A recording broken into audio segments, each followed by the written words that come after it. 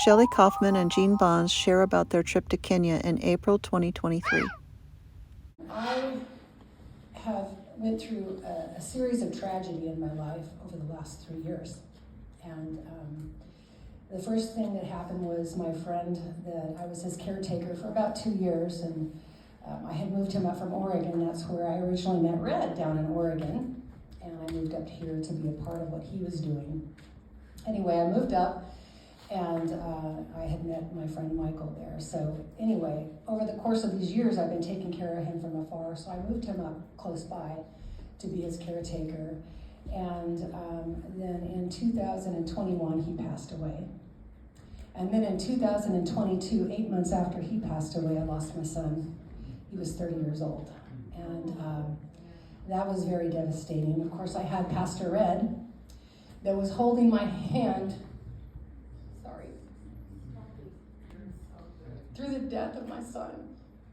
And these beautiful people that are in the music ministry, Tom, and they all came and they were a part of my son's memorial. And then, of course, in February, when Red left, another gaping hole in my heart. So, anyway, with that being said, I was so honored that I was there with my friend.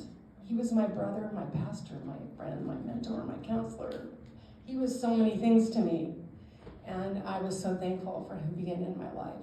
So I got to spend the entire day with him the day he left and went to be with the Lord. She was the last one to see him. I was the last one to see him alive, and I was just so honored that I got to tell him how much that he meant to me. He had felt like, he'd been having these health problems, and he had felt like he had let his church down. And I got to spend the whole day telling him how much he meant to me in my life. So with that being said, I'm moving on to the next portion. Of course, my beautiful friend was telling me, you need to come to Kenya. And I'm thinking, okay, well, I'm packing my bags and bringing all these beautiful things to take to the Kenyan people, right? It was a very long journey, 48 hours to get there, because we took the scenic route, of course.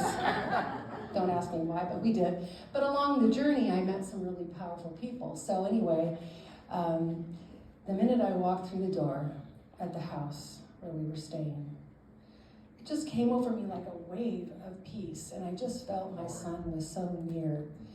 And I thought I was going to bring them joy and happiness, and it's like, it transformed my life.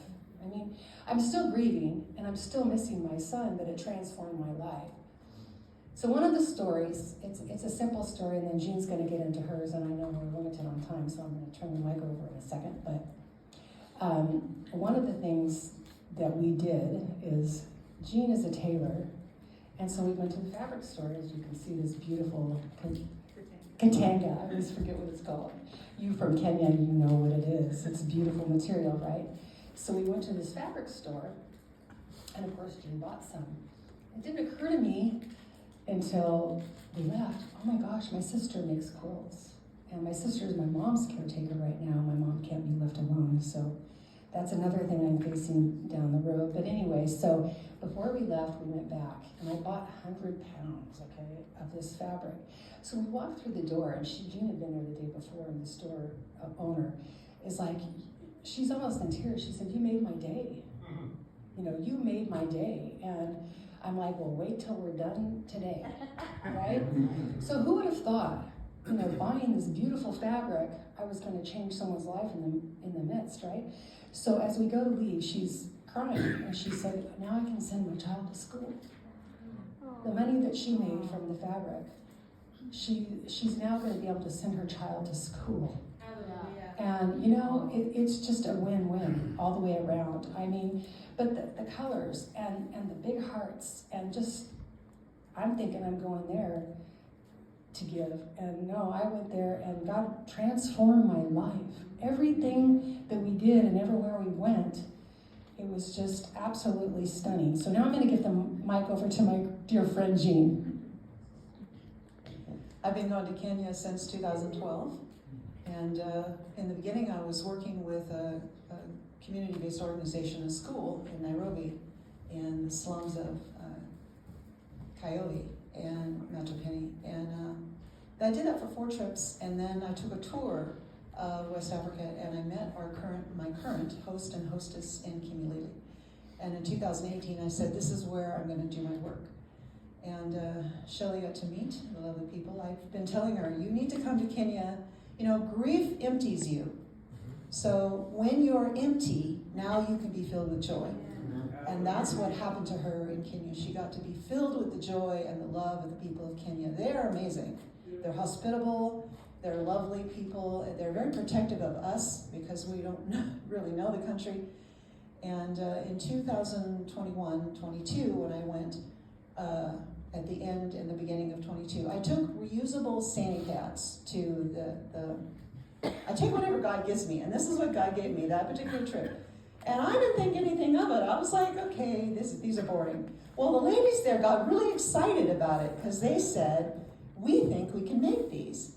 I was like, okay. So when I came home, I began to have a team meeting on Zoom, and we talked about how this could happen.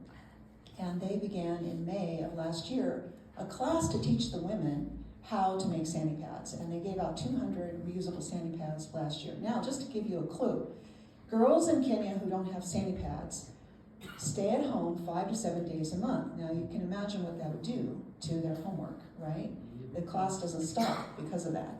So they fall behind, or they fall out, or they do some hard labor, or they have sex with some guy for 50 bob, and then they can buy their sani pad. Now, 20% of them get pregnant.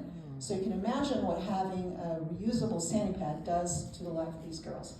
$10 allows you to purchase one kit that has 2 pairs of sani pads, a few reusable sani pads, and 2 pairs of panties, reusable sani pads, some soap, and then she has a kit to carry that with her to school. $10 will go for 3 years. Yeah. And now she can finish school, get married when she wants to, and have children when she wants to, and imagine how that affects her subsequent generations. Come on, that's good. It totally changes the perspective of her life, the trajectory of her life. So when I got a hold of that idea, I was like, okay, and so I started raising money to have people pay just $10 a month or whatever they could afford, $20 or $60.